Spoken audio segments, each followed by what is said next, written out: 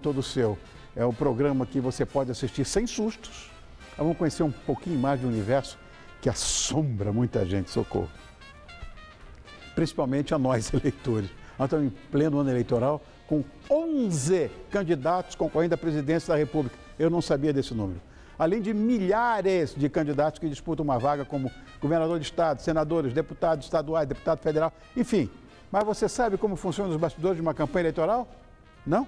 Então, para conversar sobre isso, eu convidei uma bonitinha que é doutora em ciência política, está lançando um livro sobre o assunto e ela se chama Kátia Saizi. Kátia, você é muito bonitinha, se metendo com política, não faz isso não. Muito obrigada, Rony. Tudo bom, meu amor? Tudo bem. Esteja em casa, viu? Você já está, né? Já estou. Bonitinha. Kátia, de onde surgiu a ideia de fazer esse livro, menina, das campanhas presidenciais da América Latina? Bom, tudo veio da minha própria profissão como jornalista, fui assessora de imprensa, de candidatos, de políticos, de órgãos públicos e quase 20 anos de exercício de profissão, chega um momento na vida que a gente quer refletir um pouco mais sobre a prática do dia a dia. E foi aí então que eu resolvi voltar para a academia, né, fazer o mestrado em comunicação. E no mestrado eu estudei especificamente a campanha presidencial brasileira, entender um pouco mais essa relação entre mídia e política, como é que se constrói a imagem pública de candidatos em campanha. E depois disso, depois do mestrado, eu dei continuidade no doutorado, mas já focando no campo da política, né, na área de ciência política, eu fui ver como esse fenômeno da relação entre mídia e política se dá não apenas no Brasil. Então, eu acompanhei de perto a última eleição presidencial de 2010 e fui comparar em outros países também, como Chile e Venezuela. Olha, estudando Brasil, né, nessa história de campanhas presidenciais, eu acredito que você deva ter estudado mais a história das eleições presidenciais contemporânea, mas bem recente. Isso. Porque a história da nossa República é pontilhada de fraudes eleitorais até cansar. Você sabe disso, né? Um absurdo. Há quem diga, inclusive hoje, né, você já ouviu essa história, eu já li, inclusive, que uma universidade lá dos Estados Unidos mostrou como é que um hacker, explicou tudo, pode fraudar uma urna eletrônica. Pode, é perfeitamente fraudável. Isso é uma tragédia, né, para a nossa democracia, pois, né? Lógico, nem o Paraguai quis, você imagina. Bom, o que o leitor vai encontrar no livro? É só para quem entende de política ou é para leigos também, como eu? O livro foi inspirado, então, em minha tese de doutorado, mas, evidentemente... Sua tese... evidentemente que, para transformá-lo em livro, eu adaptei para um leitor mais geral, que tem interesse em conhecer essa relação entre a propaganda eleitoral dos candidatos, como é feita a propaganda eleitoral, o descritivo da propaganda de televisão, especialmente na televisão, e a cobertura jornalística dos principais jornais brasileiros, né, no caso do Brasil, sobre os candidatos, né, então o que é notícia na política. Então eu acho que para o leitor em geral, ele vai encontrar, em primeiro lugar, um panorama amplo, comparativo dos sistemas políticos e eleitorais em toda a América Latina, né? Nos 20 países que compõem a América Latina, para daí, então, mergulhar em como foi a última campanha brasileira. Eu acho que é resgatar essa história, né? Agora que nós estamos vivendo as vésperas de um pleito eleitoral, em que tomaremos decisão sobre o futuro do país, e entender também como é que se deu em outros países, né? Como no Chile, também na eleição de 2010, e na Venezuela, em 2006. Por que você escolheu especificamente Chile, Venezuela, quer dizer, junto com o Brasil? Já que nós estamos falando da América Latina, que são 20, né?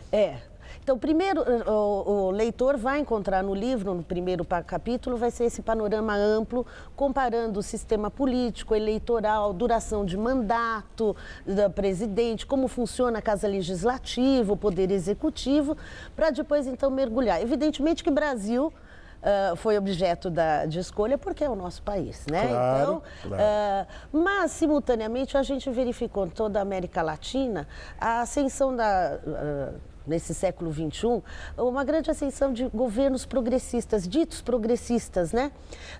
E o que aconteceu no Chile foi o inverso.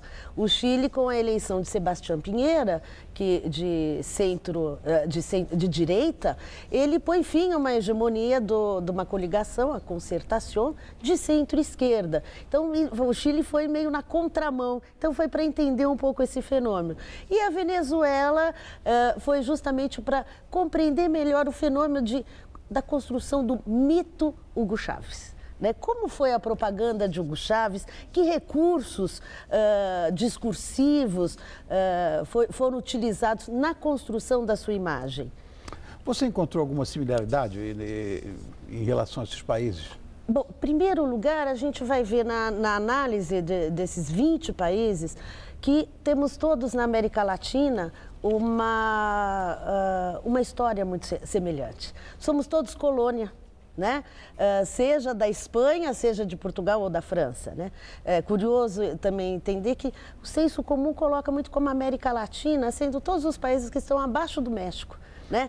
Tudo é América Latina, mas não é bem assim. Então, tem Holanda, tem França, enfim. A América Latina, então, as ilhas do Caribe não compõem a América Latina, né? Nem Jamaica, nem as Guianas. Então, a América Latina são países que foram colonizados por países latinos, então falam francês, que tem o Haiti, que falam, a maioria falando espanhol e apenas o Brasil português. E todos foram colônia, foram colonizados. E quando se chega no final do século XIX, no início do século XIX, a gente vai ver um movimento de independência em todos esses países, né? E passando depois por uma dependência também norte-americana, né? Então, há uma similaridade nesse sentido. E grande parte dos países também passa por ditaduras. Né, ditaduras militares. Então, essa história, há esse viés em comum. Também em comum é que, diferentemente, na América Latina, nesses 20 países, nós temos apenas um país que é semi-parlamentarista. Todos os demais são presidencialistas. Então, é o regime que vigora na América Latina, é o regime presidencialista, diferentemente da Europa e outros tantos países, né? E você, na verdade, identificou a ascensão de novas formas de comunicação dos candidatos. Isso eu acho importante hoje em dia. Mídias alternativas, que hoje mudou tudo. Mídia alternativa, rádio, televisão comunitária, internet, rede social, enfim. Fala disso. O que está mudando nesse sentido? É muito curioso a gente observar que na América Latina essas novas mídias, né, está mudando o cenário, está mudando o que a gente chama do palco, né, da arena política. Né? Então não basta mais apenas a mídia tradicional, os grandes veículos, televisão, rádio, a imprensa, como se dizia, a imprensa é o quarto poder, né? Então não é mais bem assim. É óbvio que é evidente a visibilidade midiática para a construção da imagem dos candidatos, para informação, então a gente agora que vai começar a partir da semana que vem, dia 19, começa o horário gratuito da propaganda eleitoral, a gente vai ver que, de fato, vai ser quando as pessoas vão se ligar na política. Então começa a virar assunto das conversas e tudo mais. Mas não basta só isso. Hoje, diferentemente, nós temos mídias que estão ocupando um espaço em que o emissor da mensagem não é único, cada um de nós, como eleitores, podemos ter voz, manifestar nossa opinião. Então, essas novas mídias estão permitindo um cenário diferente e que cabe aos candidatos vão enfrentar não uma eleição tão tranquila quando bastava ir para a televisão, falar. Não, hoje tem que ouvir o que o eleitor tem a dizer. Agora, essa pluralidade, 11 candidatos, eu não sabia que são 11. Pois gente, é muita gente. É muita gente e é difícil para o eleitor, claro, né, conseguir poder escolher, né, diante dessa diversidade. Querida Kátia, obrigado. Eu recebi a jornalista Kátia Sais, que é autora do livro Campanhas Presidenciais. Vamos mostrar. Mídia e eleições na América Latina, é o subtexto dele.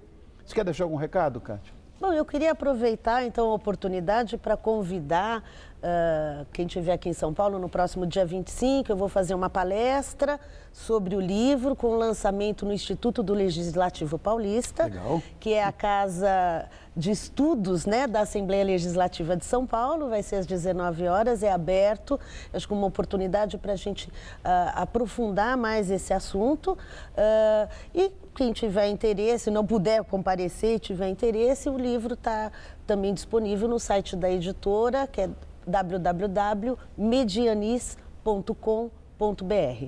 Obrigado, Kátia. Muito bonitinha, né? Bom, e como a gente tinha prometido, o Todo Seu abre o seu palco para um showmício